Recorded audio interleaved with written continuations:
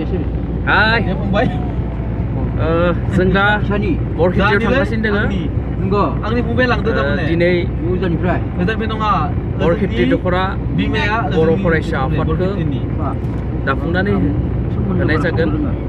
बे जाबाय नलबारि जिल्लानि सिङाव थानाय मोनसे दखरा बर' फरायसा आफाद।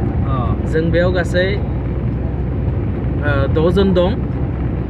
नलबारि जिल्ला दुलाराय बर' फरायसा आफादनि मानगोनां आफादगिरि राजु बर' बिथाङाबो दोङो आरो नलबारि जिल्ला बर' थुनलाइ आफादनि आफादगिरि रिमजिबति कसारी साराबो दङ।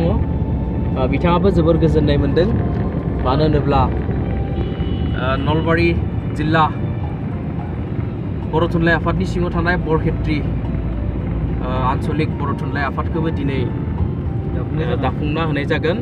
बेनिखायनो साराबो जोबोर गोजोननाय मोनदों। बेफोर आफादफोरा गोबां बोसोर जाबायमोन, जेबो एक्टिभिटी गैयामोन। बेनिखायनो नलबारि जिल्ला दुलाराय बर' फरायसा आफाद आरो नलबारि जिल्ला बर' थुनलाइ आफादा लोगोसे बेफोर आन्चलिकखौ दाफुंना होनाय जागोन। सानजौफुंनि 11 बाजियाव जोंनि मिटिंआ जागोन। बेनिखायनो आङो गासै जोंनि नलबारि जिल्ला दुलाराय बर' फरायसा आफाद आरो नलबारि जिल्ला बर' थुनलाइ आफादनि बिबानगिरि बिथांमोनखौ बै जायगायाव नुजाहैनो थाखाय आङो गुरैयै खावलायनाय जाबाय। थि समाव जाहाथे नोंथांमोना नुजाथियो।